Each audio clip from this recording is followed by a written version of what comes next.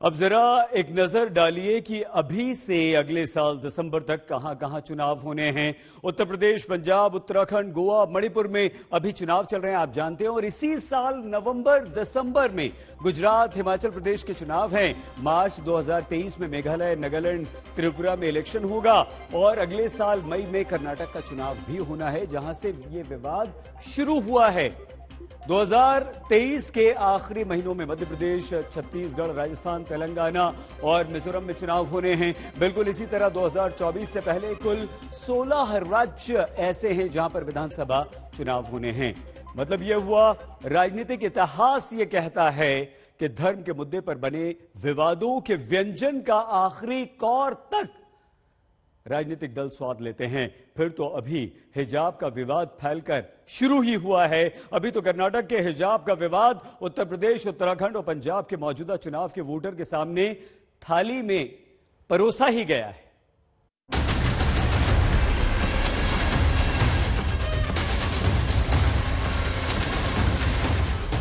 उडुपी यानी स्वाद और सौंदर्य का शहर, जिसने कहते कभी इस तरह अपनी सड़कों पर पैरामिलिट्री फोर्स के जवानों के बूटों की धमक नहीं सुनी।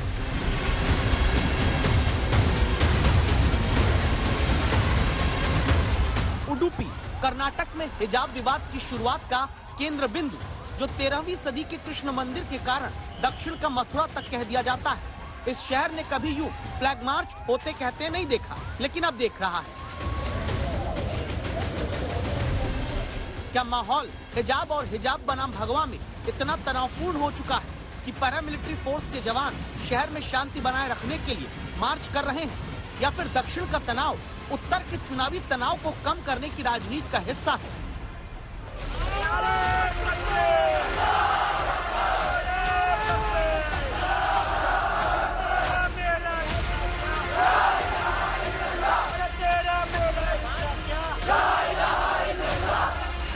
ये नारेबाजी कर्नाटक में नहीं हो रही, ये प्रदर्शन उत्तर प्रदेश में होता है।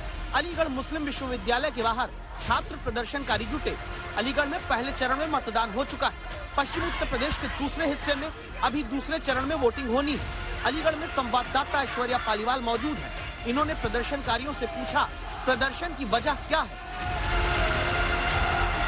ये कुछ लड़कियों का इशू था जिनको रोका गया उनके हिजाब के बेसिस पे कि वो स्कूल में एंटर नहीं कर सकती।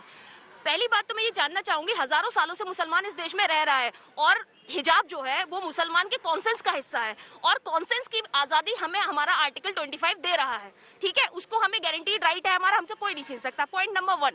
पॉइंट नंबर 2 इज दैट कि आपने कभी नहीं रोका, आपको कभी कोई प्रॉब्लम नहीं हुई है, सडनली आपको क्या हुआ हिजाब से? दूसरी चीज, वो कोई लाल, पीला, हरा, गुलाबी या कोई भगवा कलर स्कूल में लेके नहीं आ रही थी। वो जो स्कूल का ड्रेस है उसी का जो कलर है उसी को अपने, अगर वो लिपेट रही हैं, आपको उससे क्या इशू है? आप उसके बेसिस पे अपनी उनकी एजुकेशन क्यों रोकना चाहते हैं? पॉइंट नंबर 1 मुझे कंप्लीट करने दीजिए। पॉइंट नंबर 2, ये कहा जा रहा है कि कॉन्फ्लिक्ट है और मतलब दूसरों का भी राइट है, हम उन्हें किसी को नहीं रोक रहे। अगर बात एडमिनिस्ट्रेशन के बीच की थी और बच्चियों के बीच की थी, भगवा गुंडे उसमें कहां से एंटर हुए? यानी कर्नाटक के मांड्या में मंगलवार को हिजाब पहनी छात्रा और भगवा गमछा डाले छात्रों के बीच जो नारेबाजी हुई, उसका रिएक्शन 2127 किलोमीटर दूर उत्तर प्रदेश के अलीगढ़ में नजर आता है। अब सवाल है कि मांड्या के एक्शन का अलीगढ़ में दिखते रिएक्शन के खिलाफ अगला एक्शन फिर से क्या उत्तर प्रदेश में होगा? इस बात का जवाब संवाददाता ऐश्वर्या पालीवाल को बीजेपी सांसद सतीश गौतम देते हैं। होगा तो ये मान के चलिए रिएक्शन तो होता ही है उसका।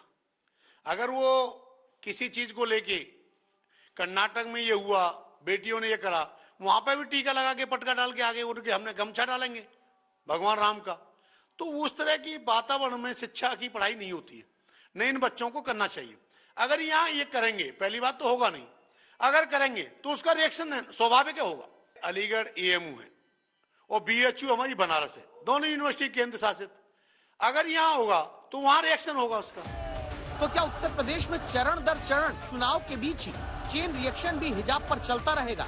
इस सवाल की वजह है ये प्रयागराज की तस्वीरें। यहाँ पर 5वें चरण में वोटिंग है। 27 फरवरी को मतदान होना है।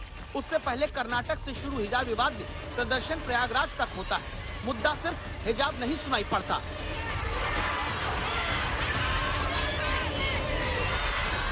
कभी अजान पे हमारी उंगली उठाई जाती है, तो कभी 3 तलाक पर, तो कभी हिजाब पर। अब बर्दाश्त हो चुका है, अब हम बर्दाश्त बिल्कुल नहीं करेंगे। अब हम अपने हक के लिए लड़ेंगे और जहाँ तक होगा हम अपना घर भी देखेंगे, अपने शौहर को भी देखेंगे, बच्चे को भी देखेंगे और अपना हक भी लेकर रहेंगे। तो क्या हिजाब सिर्फ एक जरिया बना, जहां दूसरे मुद्दों को साथ में जोड़कर विरोध राजनीतिक रंग लेने लगा? जहां असदुद्दीन ओवैसी मंच से भी उत्तर प्रदेश में प्रचार करते हुए हिजाब बुर्के का मुद्दा अब नहीं भूलते और मंच से नीचे आकर भी याद रखते हैं। अभी हमारे सामने एक बहन मीडिया की आई थी, उन्होंने आकर पूछा कि भाई ये क्यों बुर्का निकाब? आप लोग पूछते, बोला मैडम मैं आपसे क्या कह रहा हूँ, आप नहीं पहने तब भी मैं आपसे बात कर रहा हूँ ना। मैंने तो ये नहीं कहा कि तुम बुखार हिजाब पहनकर मेरा इंटरव्यू लो। आप भाई आप नहीं पहनना है मत पहनिए, मगर जो पहन रहे आपको पेट में क्यों दर्द हो रहा है?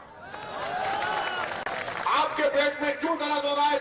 ये बीजेपी के पेट में क्यों दर्द हो रहा है? हाईकोर्ट का जजमेंट पढ़ लीजिए। संविधान क्या स्कूल में खत्म हो जाता? संविधान क्या कॉलेज में खत्म हो जाता? क्या संविधान का article 14, article 19, article 21, article 15 school के बच्चों को और कॉलेज के लड़कियों को अप्लाई नहीं होता?